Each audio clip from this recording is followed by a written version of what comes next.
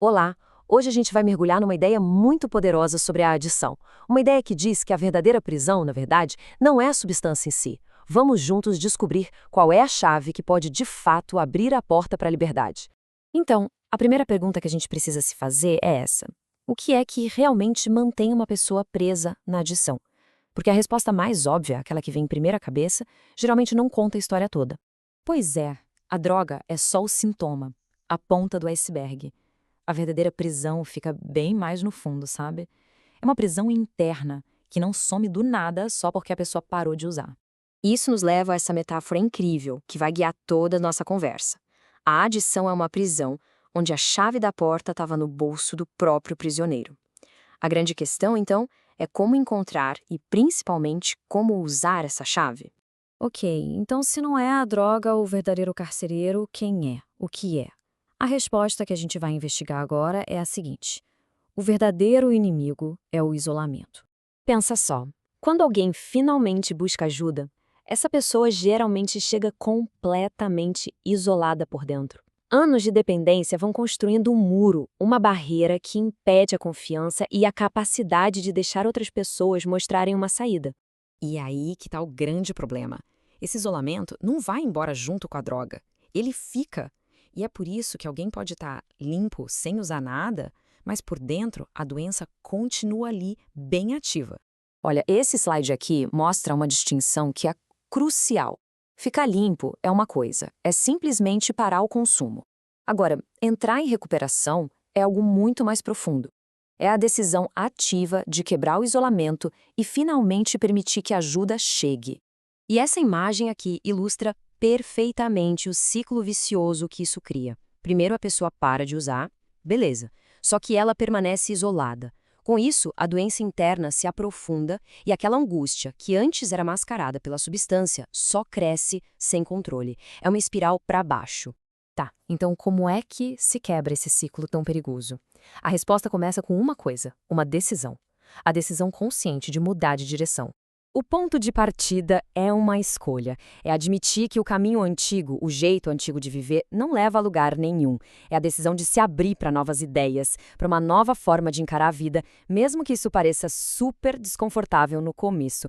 Certo, mas como isso funciona na prática? Qual é a ferramenta que abre a fechadura dessa prisão? A resposta está num caminho estruturado, num passo a passo.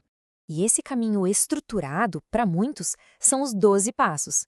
Eles são apresentados quase como um medicamento, sabe? Um conjunto de princípios práticos para promover aquela mudança interna. Acaba se tornando uma verdadeira boia salva-vidas num mar de desespero. E dentro desse processo todo, tem uma figura que é essencial: o padrinho ou a madrinha. E não é só um conselheiro, não. É alguém que já passou por aquilo, que tem experiência para ouvir sem julgar e, o mais importante, para ajudar a pessoa a finalmente encarar e falar sobre a própria escuridão. Então, a saída do isolamento acontece com ações bem concretas.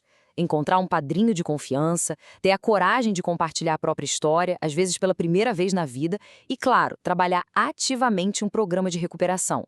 É um processo passo a passo mesmo. E o resultado de quebrar essa barreira do isolamento vai muito, mas muito além da sobriedade. É uma transformação interna profunda de verdade. Se a gente olhar o antes, a vida era dominada por uma tensão constante, quase neurótica, e um orgulho que, na verdade, funcionava como uma barreira, impedindo qualquer tipo de ajuda e mantendo a pessoa presa, impotente e doente. Agora, olha só o contraste, o depois. Aquela tensão toda dá lugar a uma tranquilidade de espírito. E aquele orgulho que isolava se transforma em tolerância. Primeiro, consigo mesmo, e depois com as outras pessoas e com as circunstâncias da vida. E essa citação resume a essência dessa transformação de um jeito lindo. Não se trata de virar outra pessoa, mas de, aos poucos, ir resgatando a pessoa que deveria ter sido e não conseguiu. É uma reconquista do verdadeiro eu. E isso nos traz de volta, fechando o círculo, para o nosso tema central. A liberdade, no fim das contas, é uma escolha que sempre esteve ali, disponível. É fundamental entender este ponto. A prisão da adição é, em grande parte, autoimposta. Portanto, a liberdade não é algo que se ganha de fora, mas sim algo que se conquista por dentro. E aqui estamos, de volta à nossa metáfora inicial. Agora ela faz todo sentido, não é mesmo? A adição é a prisão, sim, mas a chave sempre esteve no bolso. O trabalho de recuperação é simplesmente aprender a reconhecer essa chave e ter a coragem de usá-la. E para terminar, fica essa reflexão no ar.